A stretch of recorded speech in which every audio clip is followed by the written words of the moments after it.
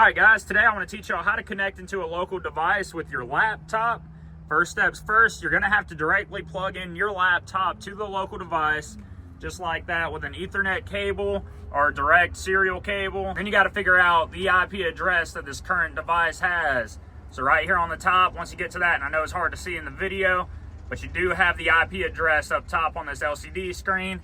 Now you can go into your computer, go down to this network option here, get pretty close to it so you can see. Go up to the unidentified network, hit change adapter options, and you'll see here on the very top you got Ethernet to unidentified network, and that is this Ethernet cable coming out. That's what that one's describing it. So right click on it, hit properties, go into internet protocol version 4, highlight it, hit properties on that, and this is how yours should look right now. So now you can go and click this little tab, use the following IP address, and now you want to be one off. So picture this as a neighborhood, and you want to be communicating with your neighbor, but you don't want your neighbor in your house. So you use your IP address and you want to be one off from your neighbor so that y'all can still be close and communicate between each other, but he's not in your personal space. So you'll type in all of that. So this one up there is 10.2.144.138. And I changed mine to 10.2.144.137. All of this you can find out on Google, your default IP address, and so on and so on. So not really showing much there. Match the subnet. You got 255, 255, 252. Those are matching. You do not need a gateway since these are communicating direct.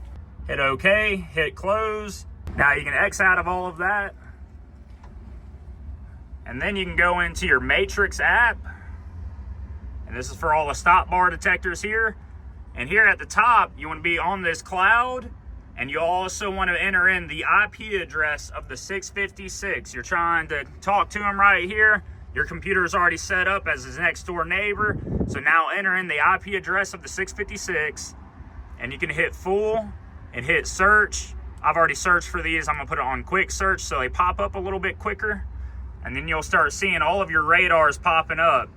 Now ours are already programmed here at this intersection, so whenever yours pop up, they're all going to say unknown on location and unknown on approach. You can go into the radar by highlighting it, hit connect. We don't need to worry about the firmware update. Close out of that.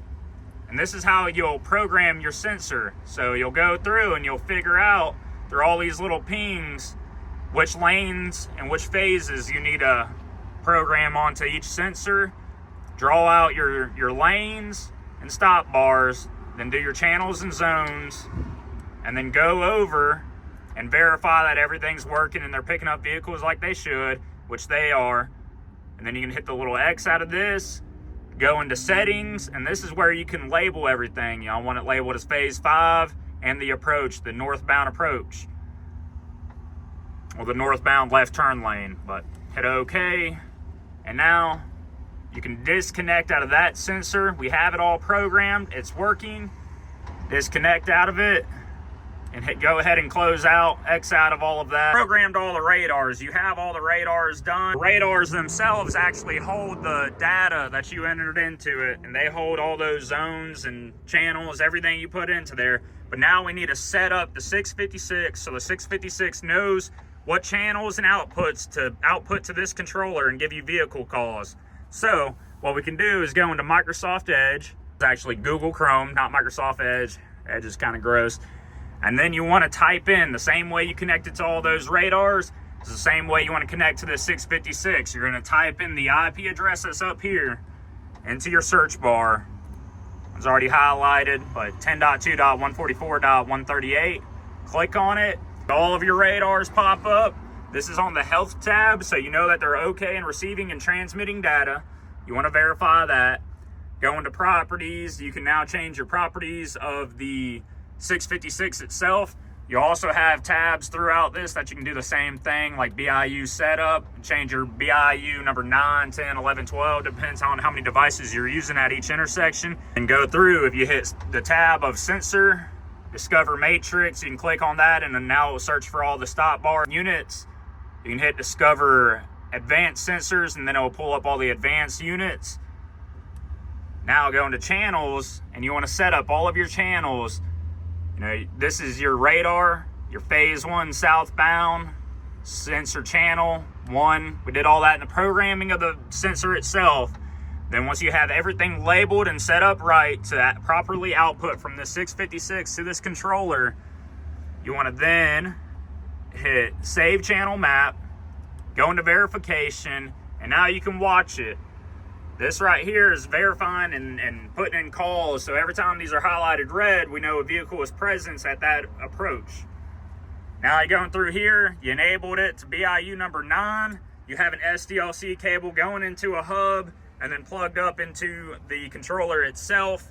You want to go into the controller here first, hit unit data, you're going to hit number 7, which is the port 1 and ITS data, and then scroll down to number 8, and that's going to give you your detection BIU number 1. You want to enable that right here. You put a 1 underneath it by just hitting over and hitting a 1, and now you enable that detection BIU. You have the same deal here. You put a check mark underneath BIU number 9, so you enable the BIU on this device. And then you know by down here is transmitting and receiving data when both these lights are flashing. So that means it's sending data to that, and it's also getting data and pulling it from there and the sensors out in the field. And that's how you would set up this Cliq 656, and how you can get this 656 to communicate with this M60, and it can put in verified calls on each approach that vehicles are present at, and make sure this intersection is working like it should with vehicle detection. I hope that helps somebody that's new to this and is trying to figure out a way to get all their Wavetronics radars working. Thanks for watching.